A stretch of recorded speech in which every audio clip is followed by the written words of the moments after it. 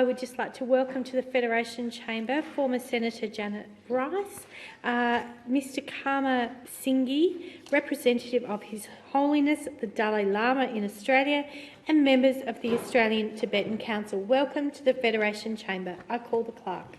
Move the motion relating to Tibet in the terms in which it appears on the notice paper.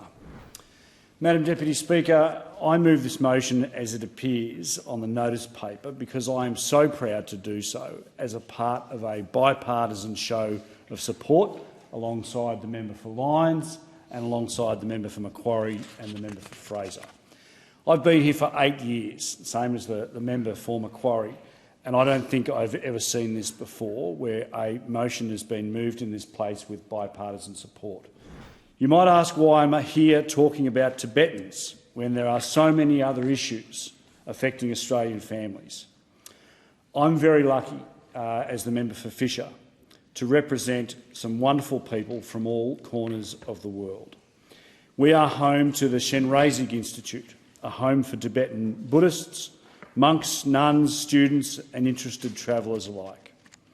I rise to speak on behalf of them and their loved ones, and I'm very pleased to see that there is a very strong show of the Tibetan community here in the chamber tonight. I rise to speak on behalf of Tsering, Tenzing and Samdon and the many Tibetan representatives here today.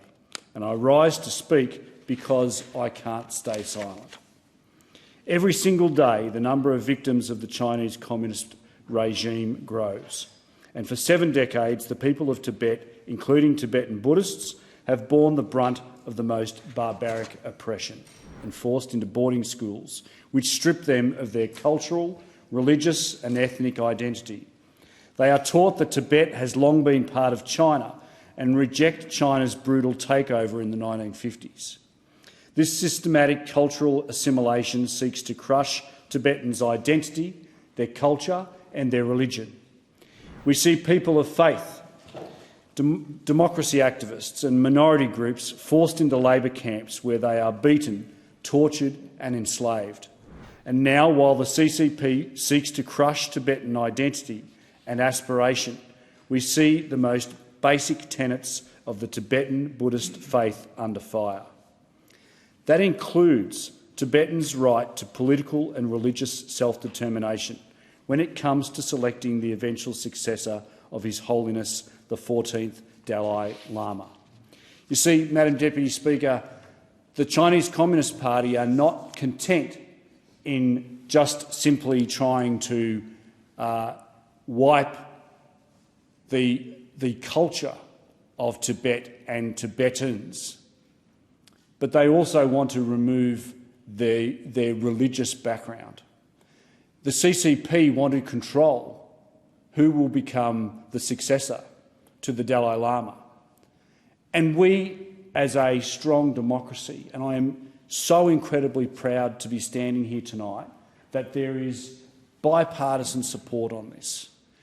Because if we, as democratic, loving people in Australia, if we don't stand up for the people of Tibet, then who will?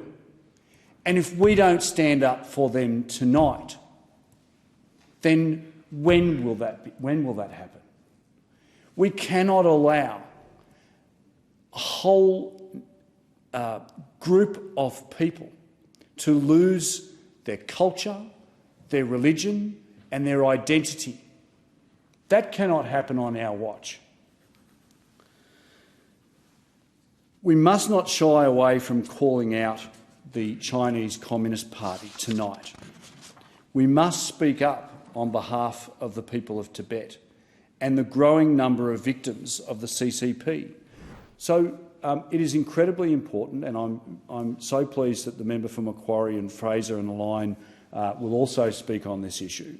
But it's a matter of great pride that Australians can make this stance here tonight.